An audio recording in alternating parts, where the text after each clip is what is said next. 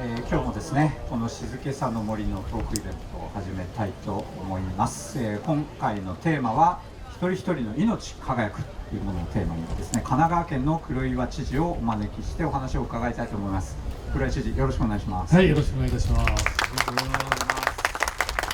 遅れまして私、ご存知かとも思いますが、この大阪・関西万博テーマ事業プロデューサーをしております。この後ろにあるレターコービングというパビリオンとこの森、両方担当しておりますので、今日この場で皆さんとご一緒させていただいております。よろしくお願いします。まずですね、今日のテーマ命輝くなんですけども、最初にちょっとね改めて本当に知事へのリスペクトを込めて確認したいなって思うのが、命輝くって私が知る限り一番最初にこう明確に言い始めたのは黒岩知事なんじゃないかなというふうに思うんですけれども。多分そうだと思いますね。命輝くっていうのもですね、いつもこだわってたのはひらがなで書く命輝く、いつも必ず言ってたの。漢字で書く命輝くっていうのはちょっと違うなってイメージとしてね、漢字で書くとその単語を浮かべるとね、命令、使命、宿命、ガーンとこう来るような硬いイメージじゃないですか。そうじゃなくて、命ってひらがなで書いた柔らかい優しい感じ、これが輝く、そんな神奈川を作りたいというんですね。今から15年前に、突然の立候補だったんですけども、立候補した時に命輝く神奈川を作りたいって言って立候補したんですけども、その言葉を使ってたのは実はもっと前から。あ、そうなんですか。そう、なるほど。実はね、この言葉で命輝くひらがなで書いたら言い始めたのはですね、このフジテレビのキャスター時代に、亡くなった日野原重明先生、107歳で亡くなりました、生き方上手の著書でも非常にベストセラーになりましたね。先生と一緒に組んでミュージカル「ハッパロレディ」ってやってたんですね。先生がミュージカルハッパロレディをミュージカルにしたいって言って、私がプロデュース役を引き受けてですね、それを2000年からずーっと14年間やってたんです。でそれが命の旅という、その葉っぱのレディ命の旅というサブタイトルで、これが葉っぱは春に生まれ、夏には木陰を作り、秋に紅葉し、冬に散っていく。ただこれだけの話なんですけども、冬に散った葉っぱは死んだのかというテーマで、死んだんじゃなくて地面に溶けて流れて、また春には新しい葉っぱとなって巡ってくるよという、命は巡るというのがこのテーマだったんですね。なるほど。それをミュージカルで私ずっと子供たちが歌い演じ、宝田明さんが一人大人でやるというのをずーっとやってってですね、なるほど。命っていうひらがなで書いた命、これが要するに輝く社会を作ることが究極の目標だなとずっと思ってた。なるほど。それがいつの間にか万博の目標になってパクられた感じですね。本当ですよね。びっくりしましたね。はい、私も実は万博との関わりは、一番古いもの、一番古いというのか、この2025年の万博に関しては大阪府に放送委員会ができた時からの関わりでですね、その時から残っているのは松本さんで、関係連の松本さんと私ぐらいでですね、橋本さんも松井さんもですね、途中でどんどん引退されてたんでなんですか、その時の議論、命輝くという言葉は使ってなかったです。ただ最初は高齢者博みたいなのでですね、でやっぱそれだけだと本当に一部の世代しか恩恵を受けないんじゃないかと。例えばその時パリがライバルで、この自由平等博愛でですね、じゃあそのパリの博愛を掲げて今こそ分断をつなぐんだっていうビジョンを提案した時に、こんなんか一部の産業の一部の世代の話で勝てるのかって話をして、もっと広げるべきだっていう話をしてたんですよね。でそれがいろいろな紆余曲折ありながら、国からなんかテーマがバンと発表された時に命輝くになってたので、私はパクったわけではないんですが、ただ黒岩知事とやっぱりいろいろな機会でお話をさせていただいたので、まずその影響の中でやっぱりこの命っていうものを後半に捉えてやっぱりテーマにしていくべきだっていう議論はあったので、少なくとも私を通しては必ず影響は入ってたと思うんですけど、ありがたいと思います。逆に言うとね、命輝く、ひらがなで書いた命輝くためには何が大事ですかってこう考えるんですね。ちょっとこういうやつありますか？見えるかなこれ。命輝くために何が大事ですかって。医療医療が充実するっていうのはとても大事ですよね。でも医療はいくら充実したって命輝かないですよね。例えば食、安全でその美味しい食、豊かな食がなければ命輝かないし、農業、それを支える農業をしっかりしなきゃダメだし、エネルギー問題、環境問題、労働、産業、まちづくり、教育、共生、ありとあらゆるものが一体となって動いていかないと命輝かないですよね。ところがこれ全部国に行くとですね、役所が違うんですね。厚生労働省だ、これは農林水産省だ、これはね、はい、全部違うんですよ。米問題で、はい、そうするとつながらないですね。これは縦割り行政の弊害というか、だから国はそうだったら県は全部つなげていこうよ。で例えば医療の問題とまちづくりの問題、違う問題じゃないよね。町の救い方の中でこの命、健康というものがこう良くなってくるような、そんな町づくりがあるんです。当然エネルギー問題も絡んでます。環境問題、食の問題も全部絡んでますよねって。その絡んだ形っていうのを行政としてやらなきゃダメだというのが命輝くっていう先生。素晴らしいです。まさにこういった知事の話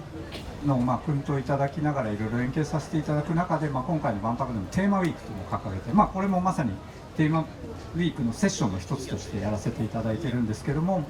そこが結構万博の重要なメッセージの一つなんですよね。で今までは明確にそうだって歌ってはいなかったけれども、やっぱ経済中心だったんですよね。でやっぱりこの経済発展のための技術を見せる場であるいはエッフェル塔だみたいな、そういう技術の祭典だったんだけど、経済がどんどん大きくなる中でそこに飲み込まれてきてしまった。でも何が目標なんだっけっていったところのやっぱり命の輝きなわけです。でそれを掲げた上で、結構広範なテーマなので、それをより具体化するためにテーマウィークでぜひさっきの知事のやつを映し続けていただければと思うんですが、これと本当に連動する形で例えばまちづくりは未来のコミュニティモビリティって呼んでみたり、あるいは教育は学びと遊びだったりですね、あるいは医療っていうのは健康とウェルビーイングですね。でウェルビーイング、ほとんど健康とウェルビーイングって SDG3 でもあるんですけど、ほとんどのセッションは医療セッションになっちゃうんですが、今回は特に未病も含めた自然にその人らしく生きたらそれが健康になる、ここにフォーカスをしようっていうウェルビーイングウィークというの部分に強く言っていただいたという形でですね、まさにこのテーマウィークっていうものをこの未来へのこのビジョンを立ち上げて、そこにどう集うのかで、経済っていうのは大事だけれどもその手段だよね、こんな形でこの万博は今開催されているということで、知事の魂が入っていると僕は思って今医療とか未病という言葉出ましたけどね、これすごい大事なこれこだわりなんだけども、未病の絵がありますよね。白赤がある？白赤白赤ない、これしかない。これしかない健康か病気かって考えますよ。健康か病気か、健康医療ね。で白か赤か、白、健康か赤か、そう考えるんですね。それと世の中の仕組みって全部そうなってるんですよ。赤っていうところは医療分野でね、ここは要するにそこではどんどん科学が入ってくるわけですよね。医学部とかでその赤のところを徹底で研究していくわけですね。はい、次回を込めて言えばそうです。そうでも自分ごと化してみたら、自分から自分のことを考えてみたら、健康か病気かって線ありますかね？ないですよね。グラデーションだって、健康と病気がつながってるよねって。これが未病。実は未病っていうのは中国漢方の言葉なんですね。もともとはもう2000年以上前の言葉なんだけども、その病気になってから治す医者よりも未病を治す医者の方が偉いっていうのが中国の漢方の原点なんですね。でこれを少しでもこっちに持ってこよう。だから病気になってから治すんじゃなくて、どこに行っても少しでも健康に持ってこようとする努力をすることが大事だ。そのために何が大事かって言ったら、食、運動、社会参加、こういったものが大事だっていう、これ未病コンセプトで、この絵を使いながら世界中にアピールしてきたら、みんな通じるんですね。でその世界の権威のドクターたちもこの絵を見せたら目から鱗が落ちたような顔するんですよね。これ何を言ってるかって言ったらね、我々いかにですね、健康か病気かっていうのはとらわれすぎてるんですよね。自分中心っていうか、自分の目線から考える発想というのは世の中仕組みにできてないんですよ。それをチェンジしていこうという話でこうして持っていくために何が大事かという時に今言った就職運動社会参加、例えばコミュニティとかいろんなそのみんなで一緒になって楽しむとか、そういうことによってどんどん元気になってくるというのは我々実証して見てるんですよね。だからそれは何かというと、この微病を改善していくということとはつまり命輝くということとつながっているという、こういうことなんですよね。そうですね。冒頭もお話ししましたけれども、やっぱり医学部として実戒を込めて言えばですね、そういえば僕医学部の教授だったんですけど、ここでこういうことやってるとみんなが忘れて自分忘れそうになるんですけど、いやすみません、忘れてはないですけど、やっぱりこう医学部は病気になってそれがある程度進行して病院に来てから始まるっていうことがほとんどだったんですよね。でもじゃあそれでその人の人生が豊かになるか、もちろんそこから治すってこともすごく普遍的に重要なんですが、今おっしゃっていただいたように魅力的な生き方をして、それで自然に病気にならない、健康でこう、命輝いている、それが実現できた方がいいし、あるいはもちろん生まれながらに病気を持っている人たちもいるし、病気とともに生きている人、未病なんでグラデーションですからね。でもそれがどんな立場のどんな状態の人であってもその人らしく生きることができる。やっぱこの2つのポイントからこのウェルビーイングであり命の輝きをやっぱ考えていくってことが重要だろうと。でこれが今回結構やっぱり知事の長年の活動だったり、この万博内でのここに向けたコミュニケーションというのが非常になんていうか伝わったこともあって、かなり多くのパビリオン、特に国内勢がですね、このウェルビーイングっていうのを掲げているところが多いですよね。パソナンなんかもウェルビーイングだし、大阪府のヘルスケアパビリオンっていうのもそういったものをこう掲げてたり、そういうなんていうのかコンセプトっていうのはまさにここでも花開き始めてるかなというところです。僕はね、こういう話を振り返って話をし始めるとね、日野原先生の影響がすごく大きいなってすごく思うのね。実はそのミュージカルハッパーフェリーやった時にですね、冒頭で日野原先生の一人芝居っていうのを僕は演出したんですよ。で日野原先生が、悪が上がる前に一人出てきてね、それで一人で語り始めるわけで、それは日野原先生自らの実際の物語だ。なるほど。でね、彼がお医者さんになったばっかりの若い医者の時にね、たまたま12歳の女の子が自分の患者さんだった。で重い病気でもうなかなか厳しい状況だったんだけど、ある時先生にね「先生お世話になりました」って「私もう死にます」って言って、先生びっくりして12歳の女の子がですよ「そんなこと言っちゃダメだ」って言って「でももう私もういいんです」って言うから「そんなこと言っちゃダメだ」って「頑張れ頑張れ」って言った。でもその子は結果そのまま亡くなってしまったということなのね。そのことを自分で喋るわけで、その時になんであの時私は頑張れとしか言えなかったのか。だってあの子はもう十分頑張ってた。あんなに頑張ってる子に対して頑張れ頑張れとしか言えなかった自分は何なんだって。つまりそれはね、医者がね、その医学っていうの、病気を治すって方にこっちばかり見てるから、その患者さんの目線に立ってなかったんだよね。患者さんの目線に立ってみれば、もう自分は死を覚悟して受け入れようとしてる。でその目線に立ったら、その平野先生としてはどうあるべきだったのかなって言った時に、頑張れじゃなくて手を取ってしっかりその悲しみ思い受け止めるっていうということだったんじゃなかったのかなということを語ってですね、それで私は医者を辞めたんだと。いわゆる医者をいわゆる医者を辞めたんだっていうことで、結局日野先生その後何やったかというと、終末期医療でね、それまでその重病になって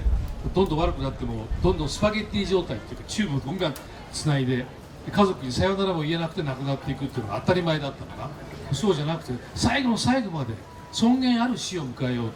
でホスピスっていうのも日本で最初に導入されたりとか、だから最後まで命輝くようなことをやるべきなのが本来の医療者ではないか。病気を治すっていうこと大事なことだけども、それやっぱり患者の目線に立ってその人の思いに寄り添って専門性を生かすことが医者ではないのか、本来の医者ではないのかっていうのが井ノ原先生がずっと思い続けたメッセージだったんですね。だからそれは命輝くっていうことがやっぱり何としても一番大事なことだなと私が革新的に思っていること。ちょうど本当にそこに関しては意図的に共鳴したわけではなく、結構偶然な部分もあるんですが、今回この静けさの森ってまさにテーマウィークと連動した形でアートというのを作ってるんですね、アーティストと共作で。レアンドロ・エルビヒがまさに健康ウェルビーイングの部分なんですが、彼の作品って、金沢21世紀美術館のスイミングプールみたいにみんなが本当に子どもたちアートの知識がなくても楽しめるっていうところで、ちょうどこの後ろにあるそこにあるこの鏡の空間ガーデンなんですけれども、本当に老若男女がもう1日あそこ1万5000人ぐらい来る場所なんですけども、実は同じアートがホスピスにあるんですね。鶴見ホスピスという本当に日本をリードするすごく重要なホスピスなんですが、彼がやはりこのウェルビーイング、その直感的にいろいろな人たちが楽しさを感じるこの万博のこの祝祭の場でのある種楽しさっていうものをこう奏でるような場所でもありながら、嫁いくばくもない子どもたちがそこでこの希望をですね、明日亡くなったとしてもいわゆるこのなんていうのか、どんな肯定的な形、ちょっと言葉にするのが難しいですけれども、希望を持って生きていけるようなそういったこの場所に捧げるものとしてのアートでもあったりしてですね、まさにこのウェルビーイングっていうのがこの、なんかマッチョなこのパワフルな世界だけではなくて、寄り添う視点としても立ち上がってくるんだっていうことが、なんかちょうど本当に今お話しされていたこととリンクしてて、なんかすごく感銘を受けましたね。100歳時代ってね、もう当たり前になってきてますよね。63年前に日本全体で 100歳以上の人は153人だ。今9万5千人いる。2050年になったら63万人を超える。100歳なのが当たり前の状態なの。その時どんな社会に作るのかっていうところですよね。高齢者になったら病気になりがちだって、ね、で病気にどんどんなった人をどんどん治していくっていうので、持続可能ですかねということですね。だから皆さんが自分ごと化して自分で未病の状態、それがどこにいるのか、どこにあるのかっていうこと、それが分かったら自分で行動変容していく。それによって元気になっていく。これじゃないと乗り越えられないですね。でこのグラデーション、さっき見せましたよね。グラデーションどこにいるのかっていうことが分かるようなテクノロジーが今いっぱい出てきてるんですよ。今回のこの万博の中でも命回復がテーマだから、あちこち未病って言葉が出てるようですけども、それともにそのテクノロジーの力によってどこにいるのかって数値化されてくるということがもう出てきてて、でその数値化されたものを例えば、生活改善とかしてくると、行動変容してくると、どうやって改善してくるか、目に見える形になってくる。私まだこれから後から行きますけど、大阪府のパビリオンがなんかすごく人気になっているのは、自分の今の顔写真撮って、あなた25年後はこんな顔になりますよみたいなね、絶妙に、嬉しくない10年後ぐらいだと、例えば子供が10歳20歳になって大人になったらあれなんですけど、20年後だと通り越しておっさんになるんですよ。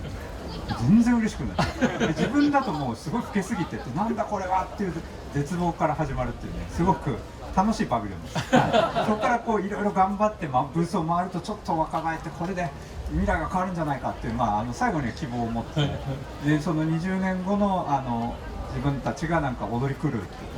すごい面白い。ああいうね、未来の顔を見るとね、こんなになりたくないなっていうことから行動を変えていく。じゃあやっぱりスポーツもしなきゃダメだな、食生活も気をつけなきゃいけないなとかって、そうやって変えてくることが大事、ね、それともにね、ものすごく大事なことはね、さっき食運動社会参加って言ったけど、社会参加ってまたすごく大事なんですよね。横浜にね、若葉台団地っていうね、1万4000人ぐらい住んでる大きな団地があるんですね。ここでね、奇跡のようなことが起きてるんですよ。高齢化の進み方が圧倒的に早いんです。この14年間でね、こういう角度でいってね、今65歳以上がね 55% 超えてるんですよ。ところが要介護認定率、介護しようとする人がね15年間4年間で全く増えてないんですよ。なんでだって、つまりということはどういうことかって、高齢化が進んでるんだけどみんな元気だってことなんですよ。でなんでだって言ったらば、自治会がすごくしっかりしてるんですね。そして多世代交流の場を作ってる。これすごく大事ですね。多世代交流の場でね、みんながフラッと寄ってくれるような場所を作ってるんですよ。そうすると子育てしてるお母さんが子供連れてくるでしょ、おじいちゃんおばあちゃんがフラッと来るでしょ、そこでコミュニケーションが生まれるわけで、そしたらばじゃあちょっと子供見といてあげるから買い物行ってきなさいよって、そういうフライができる。それとスポーツイベントの文化イベントの次々企画する。逆に言うとただこれだけのこと、これによってそんな奇跡のようなことが起きてる。で団地の人に聞いたんだね、そうやって要介護認定率を上げないようにしようと思ってやったんですかって。そんなこと考えたことないですよ。なんでやってるんですかって言ったら、みんなが住んでて楽しい団地にしたいから。住んでて楽しい団地にして多世代交流になって、なんかそこにいることが楽しくとみんなが元気になってくるという。先ほどお話ししたその人らしい楽しい生活をしたら、それが自然に健康になったって非常にモデルケースですよね。そういうことですね。素晴らしい。そこにだから例えばアートの力とかね、演劇エンターテインメントの力とかね、音楽とかね、いろんなものが実はそのために役に立つ大きなツールになってくる。そういったものによってみんなが命輝いてくるというそうですね。ことを、はい、申し遅れましたけど、私神奈川県顧問でもあるので、ありがとうございますぜひこういったね取り組みまた広げていきたいと思います。ぜひお願いしたいと思います。はい。そしてですね、実は冒頭命輝くのところから30分のセッションでもう20分経ったんですけど、まだ何も紹介しておりませんって実は冒頭のご挨拶で台本が止まってるので、ちょっと神奈川県に怒られないためにもですね、神奈川県の顧問としても神奈川のブースのご紹介をちょっと知事にお願いしたい。ああ、ブース。今日そのために来たんですよ、ね。そう今ワッセでちょうど桃太郎電鉄ってゲームとちょっと重ね合わせた感じで全国の自治体のこの展示があって、私もさっきこのバンドをもらってきたところですね。知事も隠れてますのでワッセでですね、今日から日曜日までなんですけどね、地方創生 SDGs フェスっていうのをやってるんですね。で全国の市町村とか県とかが来てですね、ブースを出している中に神奈川県がブースを出していまして、この、命輝くっていうコンセプト、これをですね、バイブラント命っていう、これ英語で表記して、これを出してるんですね。でバイブラント命ってこう命輝くっていうことを我々はこの言葉を使ってる。この言葉つまり命は命としか言いようがないと思ってるんですね。この大阪万博は、大阪・関西万博は命輝くんだけども、やっぱりライフなんですね。英語訳はライフ。でもどうですか皆さん、ライフと命、ひらがなで書いて命ですよ。だから違いませんか。ライフってなんか人生とか生活とかね、我々さっき言ったような漢字で書いた命とひらがなで書いた命も違うんだから。だからひらがなで書いた命のニュアンスはライフじゃないでしょ。これ命としか言いようがないと思って、もうバイブラント命って言ってるので、これだけじゃ分かんないからイメージの絵を描きました。これ葉っぱのレディの影響なんだけどもね、葉っぱにいろんな葉っぱのフレディがここにもずっとつながって葉っぱのフレディのね言葉を葉っぱのフレディで葉っぱに書いて、いろんな外国人に分かりやすいようにいろんな言葉を並べた。ウェルビーイングね、でポジティブスピリット、これ前向きな気持ちね。で Purpose in life 生きがいとかね。で Healthy longevity 健康長寿、Full of love 笑いが溢れてますよ。Good community and environment 素晴らしいコミュニティと環境がありますよ。こんな感じで根っこは一番大事なこと、Diversity 多様性、